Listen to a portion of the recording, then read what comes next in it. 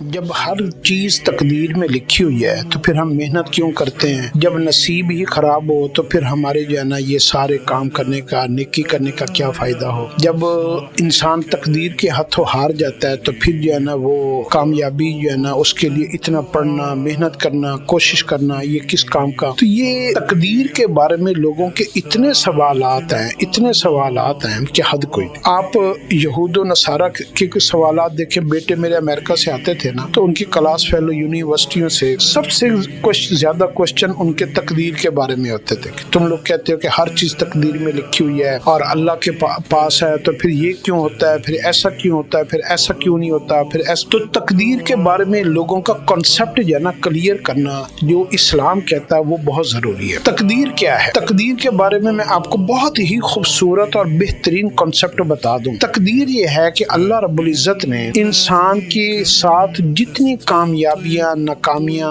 عزت، ذلت، اچھائی، برائی، صحت، بیماری، جتنی چیزیں بھی اللہ نے اس کے ساتھ لگائی ہیں نا، وہ دو چیزوں کے اوپر تقدیر اٹل ہے کہ اس نے کہاں پیدا ہونا ہے، کس کے گھر پیدا ہونا ہے، کب پیدا ہونا ہے، اور اس نے کب مرنا ہے۔ یہ دو باتیں تو اٹل ہیں۔ باقی ساری چیزوں کو اللہ رب العزت نے نا پرووائڈڈ ڈیٹ کے ساتھ لگا دیا۔ پرووائڈڈ ڈیٹ کا مطلب یہ ہے کہ اگر یہ کرے گا تو اس کے بدلے کے بعد اس کو یہ ہوگا، یہ بچے گا اس چیز سے تو اس کے بدلے میں اس کو یہ ہوگا۔ If he will do this provided that he will get this, if he will avoid this he will be given this۔ تو اس ٹائپ کی اللہ نے لفظ provided that کو اگر آپ انگریزی میں سمجھتے ہیں کہ بشرطیہ کہ اگر یہ کرے گا تو اس کے بعد اس کے ساتھ یہ کیا جائے گا، اور اگر یہ نہیں کرے گا تو اس کے بعد اس کے ساتھ یہ نہیں ہوگا، اور اس کے بعد اس کے ساتھ یہ ہوگا۔ یہ بات آپ نے سمجھنی، اس کو تقدیر کہتے ہیں۔ یعنی اللہ نے انسان کے اختیار میں چیزوں کو